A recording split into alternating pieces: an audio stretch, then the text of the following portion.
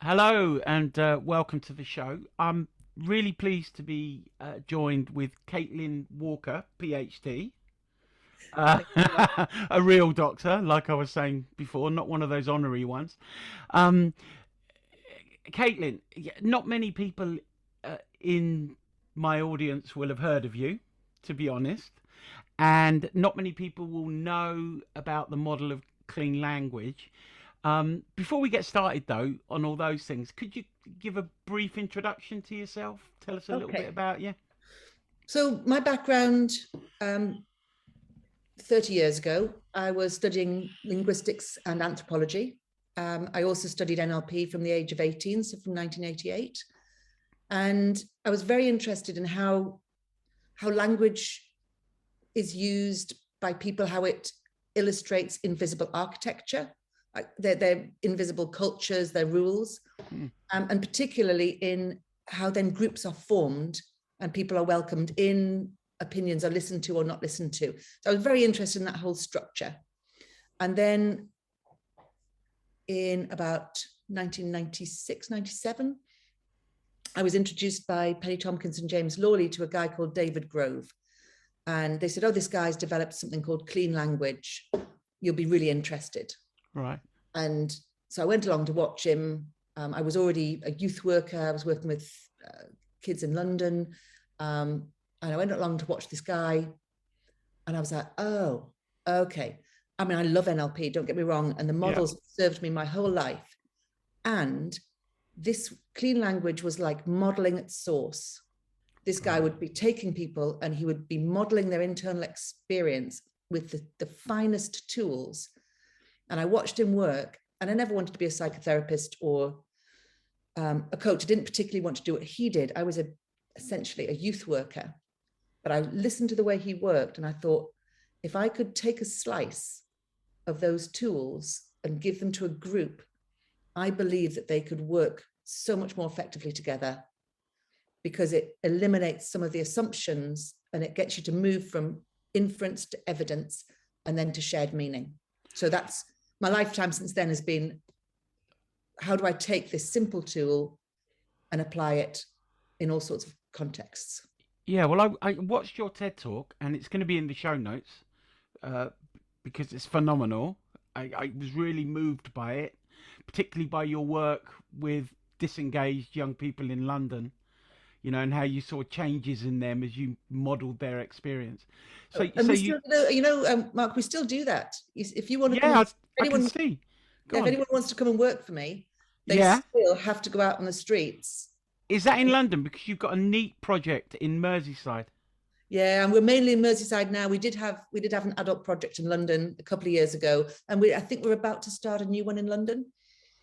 But yeah, Right. I still like to go out. If this stuff's good enough, Yeah. everybody should be able to read to learn it. I didn't want to just make this available to well-resourced people. No, well, that's interesting you say that because part of my history, I've been a midwife for a long time, but I've also been a teacher in FE Mhm. and a youth worker for Connections in a neat project, not in Okay. education, employment, and training. And I took the model of NLP into that group Yeah. and saw amazing results in that context. Now, NLP would designate itself as the study of the structure of human experience, and all experience has structure.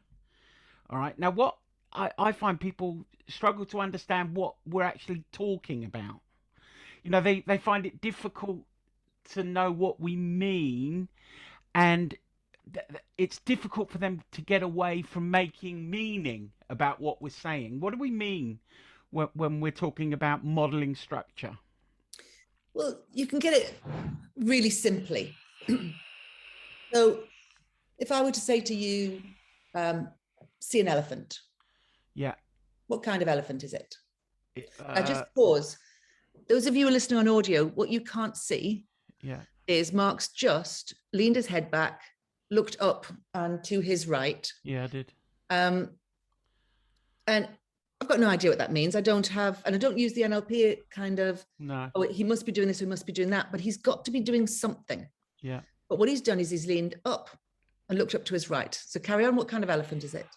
Well, it's it's I can see it up there, and it's large, it's grey, it's got big ears. I don't know what continent that puts it on.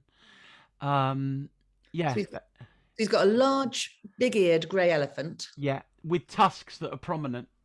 They're kind of moving toward. They're kind of coming towards me. So as I'm listening to Mark, what I'm doing is I'm going, that's a really simple instruction. Just see an elephant. Yeah. And what he's got is he's got one elephant moving towards him with tusks. It's large, Big. grey, big-eared. Yeah. And he has to. It's Sorry, looming. Sorry, it's looming. looming. Yeah. Now, if you watch him, if you're watching this, you can see him move his head back for it. Yeah. So the structure of subjective experience is that in order to sense things, we're going to use similar neurology to when we're experiencing them. Yeah. Now, if I see an elephant, let me just do it for a minute. What I've got is I don't see things fully. So I've got fragments. So I can see maybe almost like imagine a blueprint of an elephant, but then you've scattered it. Yes. You've taken different fragments of it and scattered it. So I can see a little bit of a tusk. I know what an elephant's eye kind of looks like. I know what the fold of an adult's foot looks like. Yeah. So, but they're little tiny fragments and I have them all over. Yeah. I don't see one elephant. Yeah.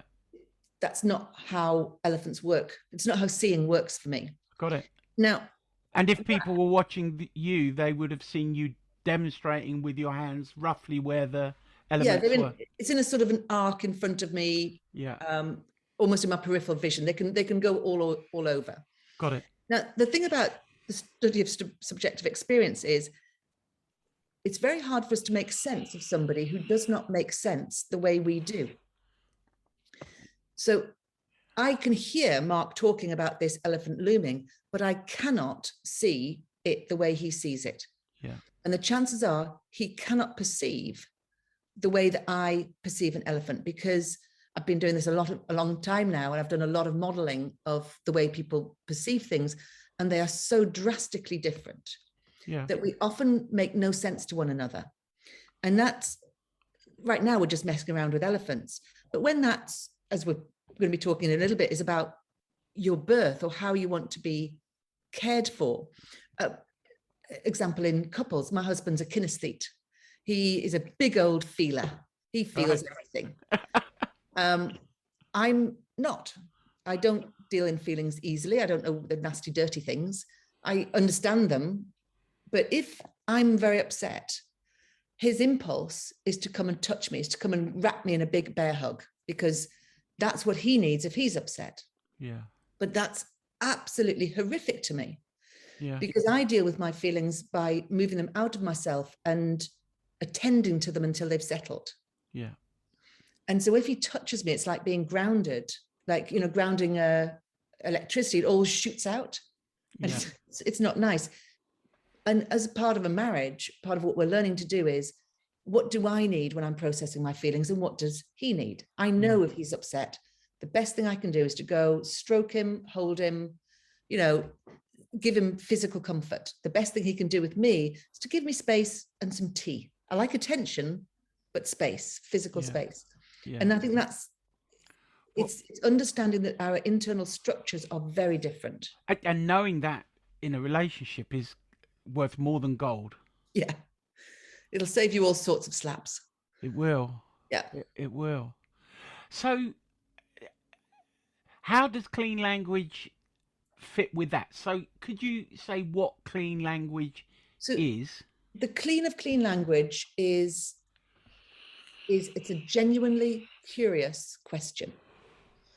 I'll give you an example of an unclean question. We were just talking about that in a training program this morning. Somebody had said, oh, I was in an interview and the person I was interviewing kept writing down. And I wondered, would it have been okay for me to have said to her, oh, I noticed that you're writing while I'm talking to you. Is there a better time for us to have this interview? Right. And I said, okay, that's not a question. Right. What you really mean is, I think you're distracted. Yeah. And so if you don't own that, the person has to unpack. They have to work out the structure of your question. Now, clean question has very little structure in it. Right. And it's a continuum. So a cleaner way of saying it is to just say, when you're writing, what's happening? Right. Or you can own it. You can say, when you're writing, when I'm asking you questions and you're writing down, I'm making up that you're distracted. What's actually happening for you? Right. And that's it. It owns my response, and it just leaves yours where it is. Yeah. So clean has a continuum on the very clean questions that you would use, that you would absolutely use, say, in a therapy session, or that you would use to clarify what somebody said. You can either say, so let's take your elephant for a moment. Okay. I could say, what kind of elephant, which I asked. Yeah. Give me some more attributes of it. I could say, where is your elephant? Yeah. So up and to my right, about a meter away. So it's about a meter away. So I can ask for location. Yeah. I can say, and when it's looming and it's up and to my right, it's about a meter away, and it's got tusks and it's gray, I could ask another attribute question. I could say, is there anything else about that elephant? Yeah. There's a ferocity about it. It's not relaxed. It's rearing up, actually, on its back legs. So there's a rearing up and there's a ferocity about it. So in the clean questions I've asked so far, what kind of, is there anything else, and where? Yeah. What kind of, is there anything else, are sort of, give me some more attributes, and Yeah. where, give me a location. Yeah. And then I'm using your exact words. Yeah. And also a little bit the way you say them. Yes. All So I'm like tone of voice and pace. Yeah, just a little bit. Not enough to be weird, but just, but enough to try and part of what I'm doing when I do that is I'm deliberately, all of my attention's on you. Yeah. I'm not asking you, oh, that must be scary. Is it rearing up? Is it really cross? Yeah. Any of those things cause you to put your attention on me and my question. Yeah. Whereas my questions, like a very, very sharp surgeon's knife, should just go where it's needed to accept and extend the information. Yeah. So that's the sort of pure clean questions.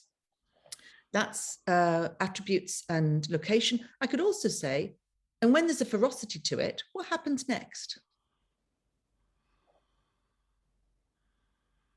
Well, it's just still. Nothing seems to happen next. It's just still. So that's asking in the sequence, what's the next stage of the sequence? And in this one, there isn't one. Yeah. And the joy of a clean question is you put them out there and you get back whatever you get back. Yeah, because you don't have an agenda. There's no agenda apart from, well, it's a very clear agenda, which is to better understand your experience in this moment. Got it. When I said agenda, I meant you're not wanting to impose anything from your experience. Yeah. Yeah. And I'll give you again, it's easier sometimes for me to give you an example of when it's not working well. So if there's any parents, Oh, there will be. or possibly teachers listening to this, Yeah, there will be. when my youngest first went to school, he had a novice teacher. I didn't realize this. It was a teacher who'd been used to teaching year 6. And it was her first reception class. And he'd been there about 3 weeks. And she'd contacted me a couple of times and said he didn't seem to be settling. He'd been in punishment every day. Punishment every day? Every day. I said, so what do you mean? She said, oh, we send him out. We have red zone. He has to go and sit outside the headmaster's office. I was like, goodness me, he's 4. And I thought, I wonder what he's doing. So I went in and I said, well, let's have a meeting instead. Let's sit down. And I said, let's sit down with him. And I said, can you try and show me what it is that he's doing? And Grover was there and I was there. And she said, well, he hit Isaac today, didn't you, Grover? And why would you hit Isaac? Isaac's your friend. And I said, okay, let me just pause you a minute. I said, is that the way you ask him questions?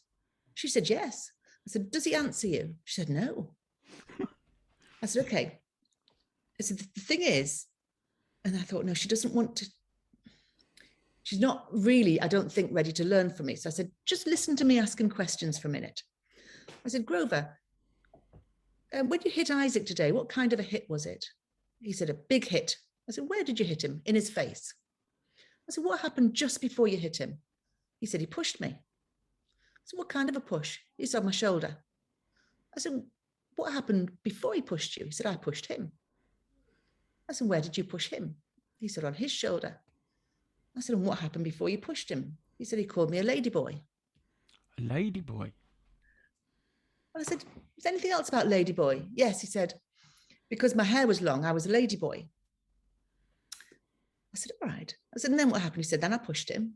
I said, and then what happened? He's pushed me. And then what happened? I punched him in the face. I said, okay.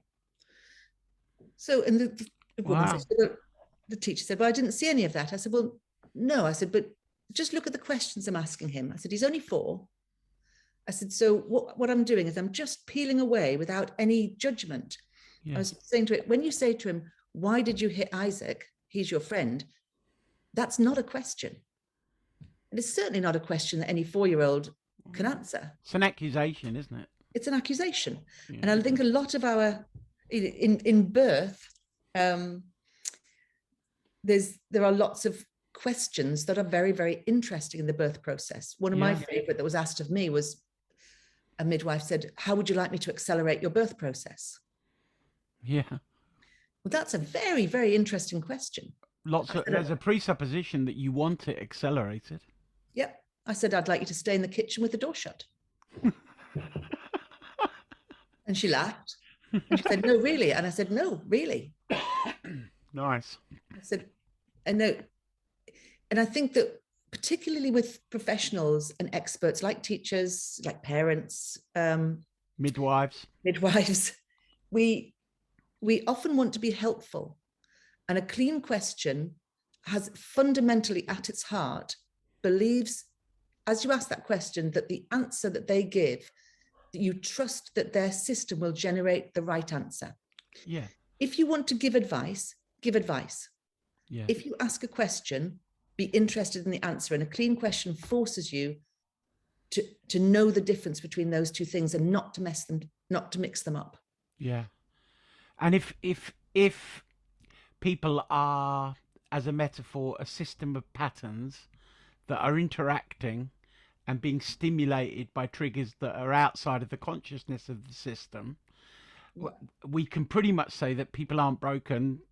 They're producing all the behaviors that are appropriate. Absolutely. So but also in clean, that was true of that teacher too. So being a clean practitioner, it's really important that you don't fall into contempt. Right. Because the minute I hold her in contempt, she's not going to learn. She's not in a good learning position either. Yeah. And so there's no point me holding her in contempt for holding my son in contempt, because now we're all playing the same game. Yeah. And we can't hide those communications, because we're a herd animal, right? We spent thousands of years of reading these signals. But we might learn to pause. So when I was about to, first of all, tell the teacher, for goodness sake, is that how you ask them questions? And I was about to go off on one as a sort of she-bear mother, instead pausing, asking him questions. Right. Demonstrating, and then saying to her, here's the difference between what we're doing. Right. And how simple can I make this for you so that you can ask? I said, even if you just ask 3 questions before you make an assumption. So you make an assumption, ask 3 clean questions, then see what you think then. You're right. Maybe your assumption was right. Right. What was the outcome of that? Did that turn out okay? No, I took him out of school. Took him out of the school. Yeah. What we did is I watched her response. I talked to the wider school about the issues of putting novice teachers in with reception, year 6 teachers in with reception children that they expect. She didn't have the training to really understand how they think. Yes. And it just wasn't the right. It was the punishment system. Wow, that would be like a red rag to a bull to me, to be honest. It's a very interesting idea. And again, those of you who work in the health industry, you understand that sometimes you're at the mercy of a system that is at odds with the service that you're trying to provide. So if you are trying to teach children to learn and to grow and to develop, however, you say that reading and writing is a learnable skill, but behavior is a punishable skill. Yeah. It's a very interesting dichotomy. Yeah. Well, when you talk about being in conflict with the values of the institution or the care pathways of the institution, you are describing my career as a midwife in the NHS. Mhm. where every day I was being asked to behave in a way that created enormous emotional labor because it wasn't in line with my own values. Yes. So how would clean language, there are midwives out there right now listening to this who are desperate to practice in a certain way, hold a certain philosophy of birth that isn't housed within pathology, all right, that sees birth as the unfolding of a life event, and they're in a system that's medicalized and struggling to practice in that system. Would clean language help them, and how? Okay, I'm going to put a little health warning on here. Clean language, being better in touch with your values, what you believe, when you're in a system that's at odds with it, can make things harder, not easier. Sorry. No, I can understand why, but Because you go, that's not okay. That's not working for me. That's at odds. so your filtering system becomes more sensitive. It becomes much more sensitized, particularly because when you ask clean questions, it forces you to distinguish between evidence and inference. And you start to go, well, that's an inference, but is there evidence for it? Wow. And so I'll give again an example. So when I was having my first baby, I was all up for, I was going to go to hospital. I didn't know whether I was going to have, an epidural or would I have gas and air. I didn't know what I'd have. But I was having an examination with a doctor, and he said, you've got a very big baby here. He said, you're probably going to have to prepare yourself for a cesarean, but for the possibility of having a cesarean. But I thought about this for a minute as I was lying there in that undignified position. And I said, can I just check? I said, what's the evidence? I said, how likely is it that a woman of my size with a baby of this size ends up in cesarean? He said, I don't know. That was true. I said, okay. I said, would you have access to that? I said, would you be able to find out? He said, well, I don't know why I would. I said, well, because you've just placed in my mind Big baby. that my baby is too big for me to birth. Mm. I said, that's quite a big assumption for you to put in my mind. And I'm not sure it's a very useful one for me. And he said, you can, what did he say? Something like, as a non-medical person, you can just make your own mind up. He said, but then if you get shoulder dystocia, one or both of you might die. Oh my goodness. I was like, okay, so I'm just going to stop you again.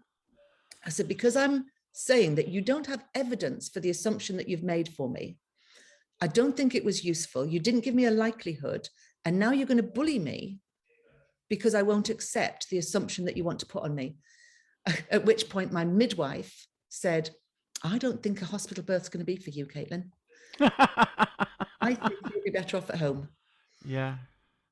She was right? Yeah. And I would be so in that sense, when you said about what does clean language do for you, it allows you to see the difference between what's presented and what's inferred. Yeah. And all those years ago, when I was training it to teenagers, I did have to have a health warning on it, which was that I would teach them to make these distinctions. They would grow and develop, and they'd settle their anger, and they'd support one another, and then they'd go back into an institution. Yeah, and they'd rip it apart in many ways. And they'd, yeah. Well, I had a similar experience on our program, because I remember once a young woman was in front of me, and she called across the room to Tim to make her a cup of tea, and he sighed heavily, turned away and walked off, and she kicked the chair back and she said, the bastard just ignored me. And I said to her, what did you see? She said, I saw him ignoring me and disrespecting me. I said, no, what did you see? Eventually, she said, I saw him step back, raise his shoulders, take a deep breath and walk off. I said, okay, you saw that. I said, Tim, come over here. I said, Tim, you just ignored Kate when she asked you for a cup of tea. And he went, I didn't hear her. And she had an opportunity in that moment to realize there was a distinction between what she actually saw with her senses and the story she made up, if you like. Yeah. Powerful. Yeah. What are you making up? So that absolutely. So one of the things clean questions teach you to do is they teach you to like having an X-ray sort of vision of going, either what am I making up, or what did he just make up about me, or she just make up about me, or what are they making up about one another? And so Brilliant. it can make you a little bit more sensitive to going, what's the inferences being made right now are not accurate, and therefore they're going to lead to poor decision making. And it is slowing a process down that happens at lightning speed, Yes. but potentially will enhance relationships. Potentially.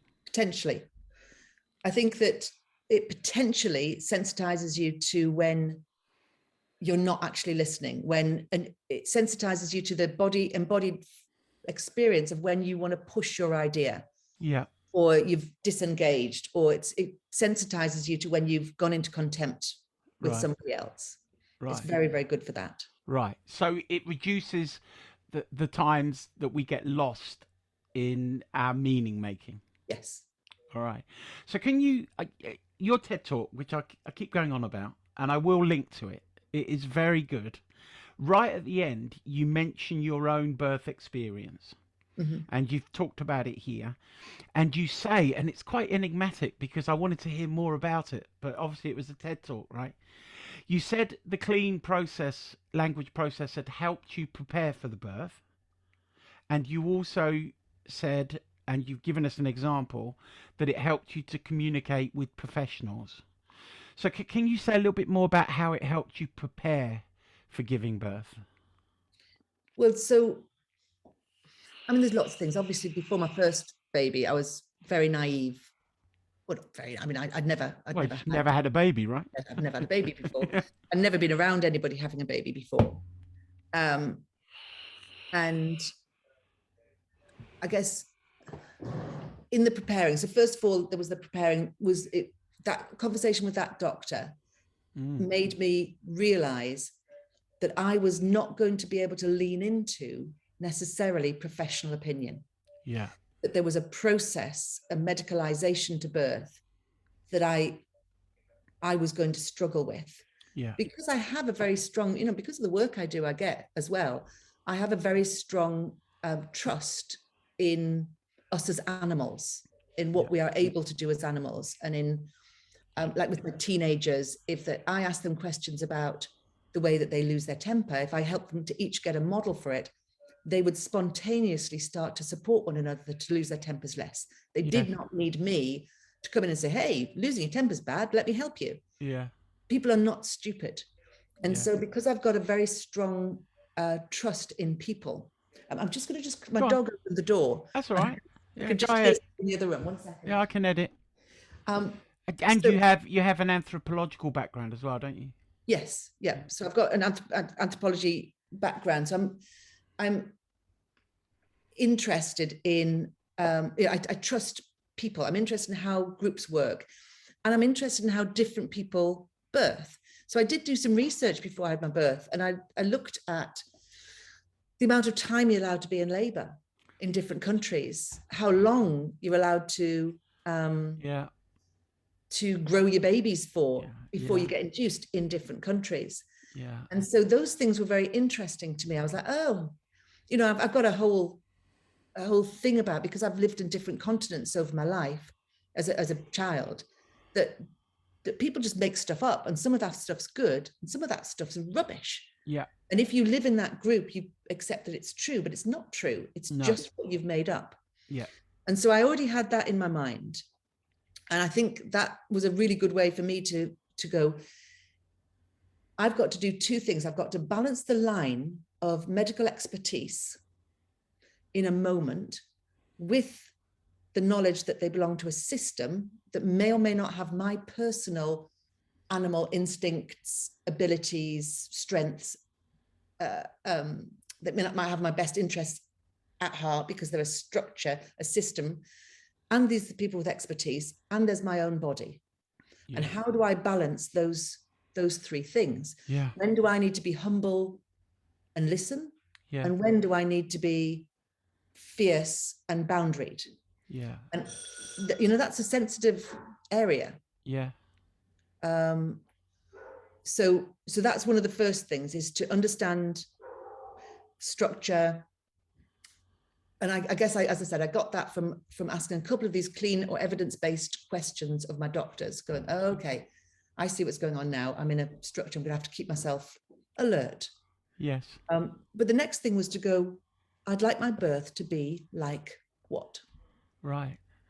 And to talk to, I had my friend there, my mum was around, my midwife, and to say, if this birth was to go just the way I'd like it to, this birth will be like what? Knowing I might not get a choice. Right.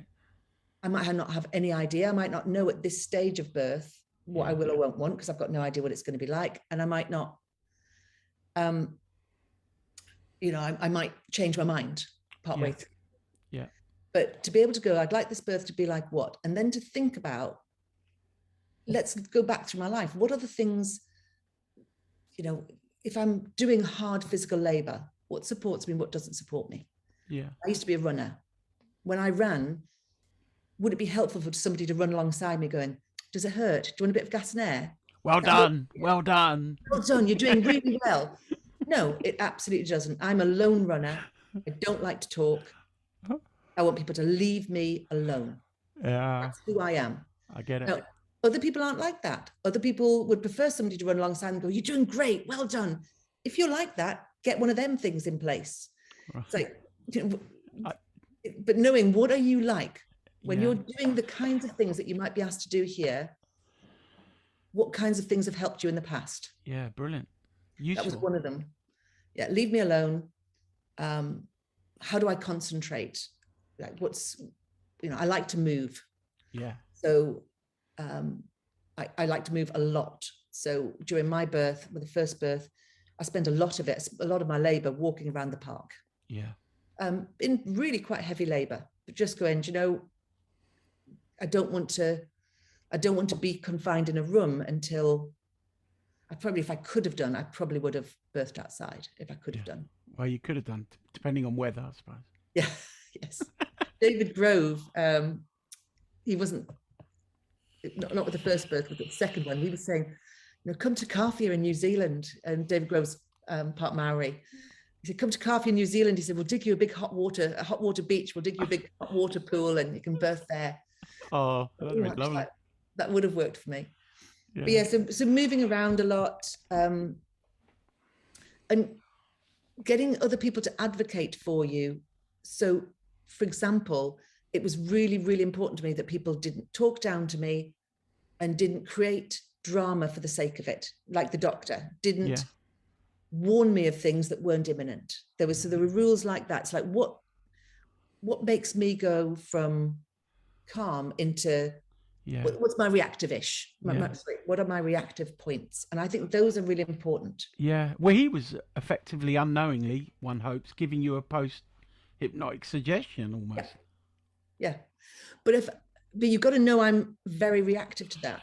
So that's what you need to protect me from. Other people, that would have just washed over them. Yeah. They wouldn't have reacted to that, but I do. Yeah. So I knew language was important to me. I was able to say to the midwives, here's the rule. You don't speak to me unless, as a medical necessity, you have to. You can give me an instruction. You can invite me to do something. But apart from that, please don't talk to me. Yeah. Useful to know as a midwife. I've been at hundreds of home births. And that clarity of expression is very valuable to me as a midwife at a home birth, knowing. That's only because you're interested. Yeah. And let me tell you, that clarity of expression to a lot of midwives made me. Oh, no, piss them off. No, piss them off. Right off. With my second child, child's got situs inversus. So when we had a scan, they did that thing where they scan him and then somebody else comes in and they were like, oh, his heart's on the wrong side of his body. And we looked at it. There was nothing else wrong with him. He was scanned, to bits. And they didn't want to let me have a home birth because they thought he's unusual. And I said, but he's not unusual. And it's my second baby. And I know he's backward, but if it's cartilaginous syndrome, that doesn't affect him until he's 6. It doesn't affect the birth, blah, blah, blah, blah, blah. And that clarity of this is what I want, this is what's going to happen. Yeah. what happened then was that the midwives simply escalated me. So I ended up with the head of midwifery. Inverted comma, you became difficult. high risk by definition, and then they wanted someone with authority managing you because you're difficult. Yeah, because I became difficult. I said, am I here because, you know, I'm especially lovely? Is that why I've got your quality attention, or have you been assigned to me because I'm difficult? And she said, or the latter. Honest, at least. Yeah. And I said, well, and this was the same.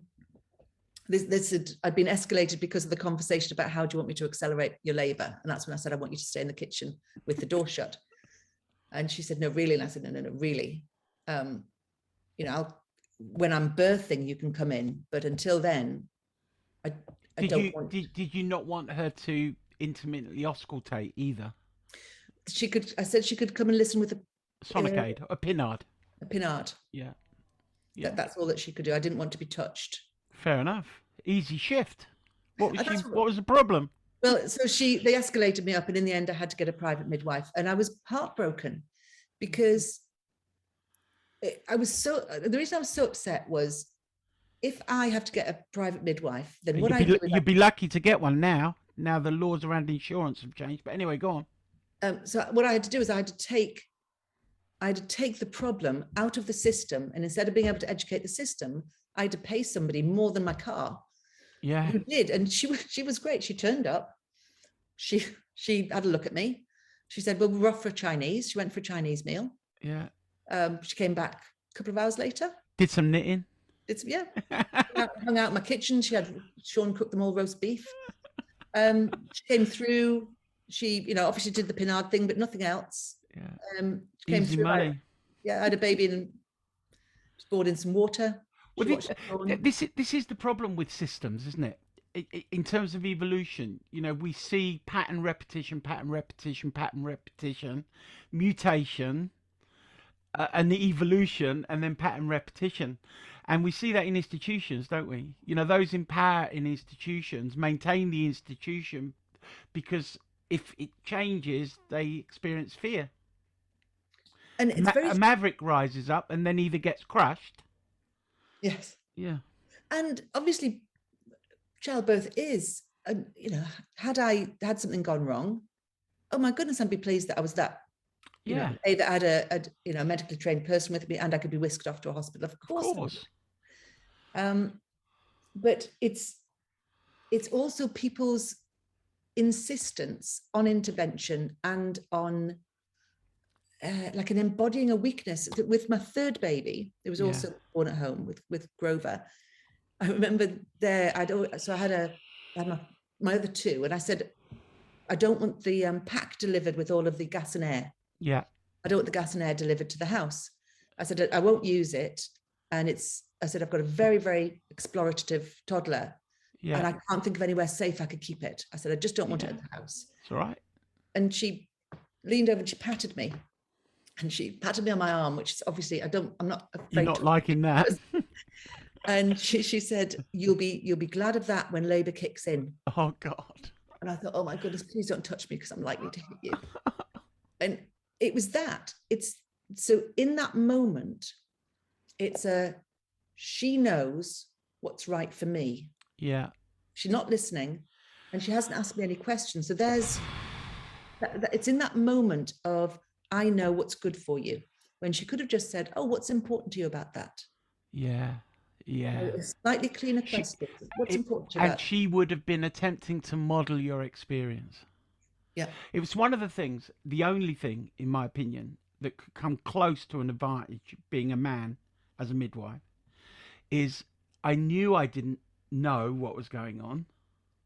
Mm-hmm. I knew I didn't know intuitively because I don't menstruate for a start. I don't experience the world through a female neurophysiology, so my intuitions are not the same.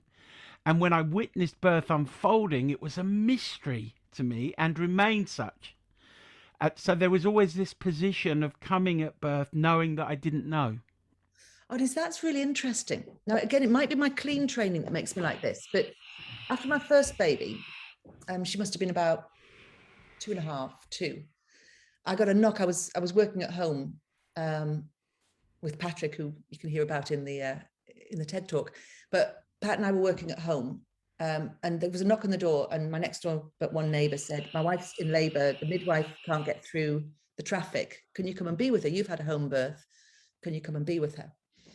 So I went to be with her. And that was, I'd say I took almost exactly the same position that you're talking about. So she was on all fours in the bathroom, and he didn't want to be there at all. He went downstairs, and I was like, "Oh, okay." She said, "Here we go."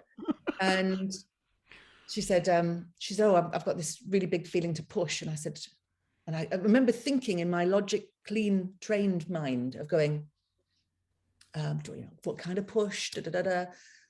Like what does she need me to say right now? Yeah. What's the question? And I said, "What kind of need?"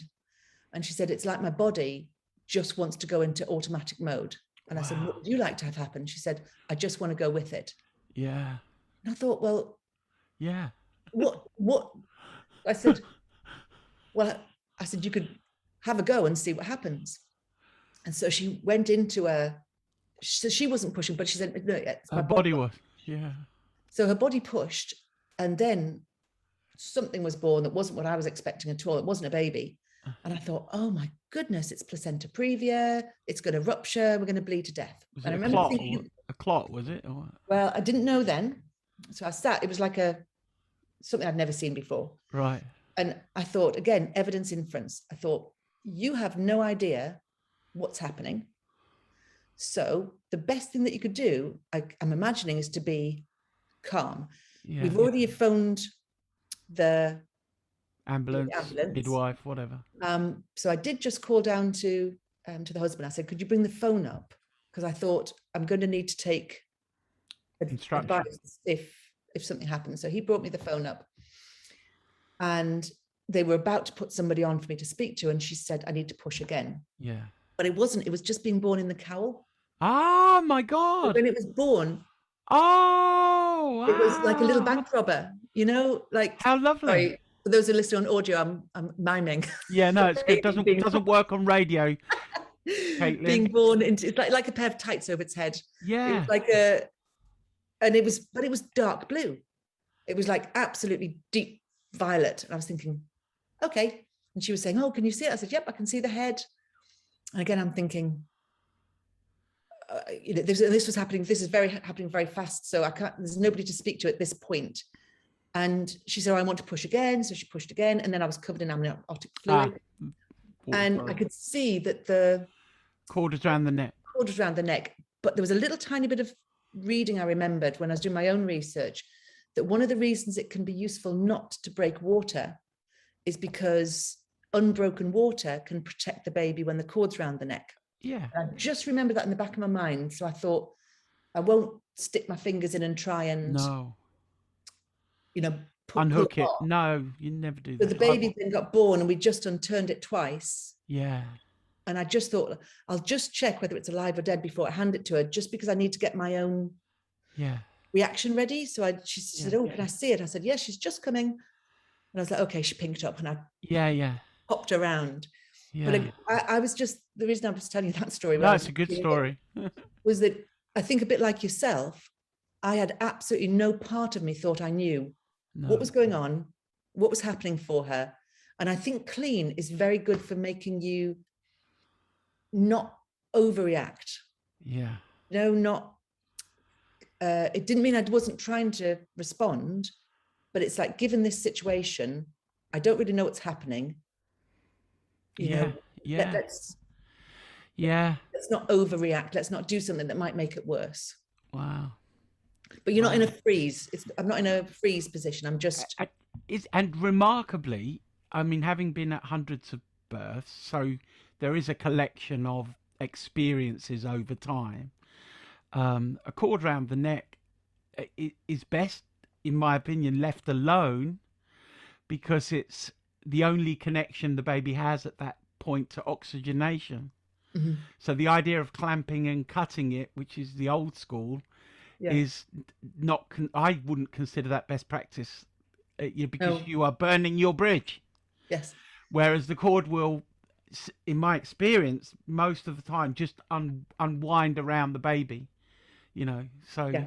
yeah, so clean language led you to a position where in that moment you did what was appropriate. Yeah. Well, essentially, stay interested and keep an eye on things. Yeah, which is, hey, you've just hit the nail on the head as to what it means for me to be a midwife. Seriously, my role, and I was 30 stone back then, so I'd walk into the room. I got out of the habit of doing jazz hands because that's never a good thing. And my goal would be to be invisible in the room. Mhm. In the room, but not in the room, if that Yes, makes sense. absolutely. Well, that's what I wanted from my midwives when I said, "Can you stay in the kitchen Yeah. and stay quiet?" Yeah, Um, we've been talking for ages. You've been oh very yeah, generous, but I want to bring things to a sort of like a conclusion. So, what you've just described, a birth professional, a medical professional, a doula, a yoga teacher, could learn to use clean questions to really serve their client yes, in the context of the client generating stuff from within inside their own system that will be of value. absolutely. And I think what we added around the clean questions is drama-free conversations. So it's clean questions and drama-free conversations. Is how do you notice when someone's making assumptions, and how do you settle that back down again? How Nice. do you have more? And how can you facilitate that between partners and Yeah. between other health professionals that are interacting with your patient? Yeah. I think that's the noticing when drama's happening and having strategies to settle it down again. Brilliant. Could you tell people where they can find out more about training Well, and and the process for training? So I'm assuming there's an introductory program, yes, and then I'm guessing, are there category specific programs? there absolutely are. So a you can get an introduction to clean language. Is you can have an evening or day. Go to cleanlearning.co.uk Yeah. is where our training is on. But then you can make differences. So then you go, do you want to work one-to-one, or do Yeah. you want to work with a group? Yeah. And if you want to get really good, I'd recommend that you do a bit of both, Right. because if you're going to work with a group, you need to understand how one-to-one systems work. And if you're going to want to work one-to-one, you need to understand how they interact with others. Yeah. But symbolic modeling, our training in symbolic modeling, core training, is for working one-to-one. And that's probably best for people who...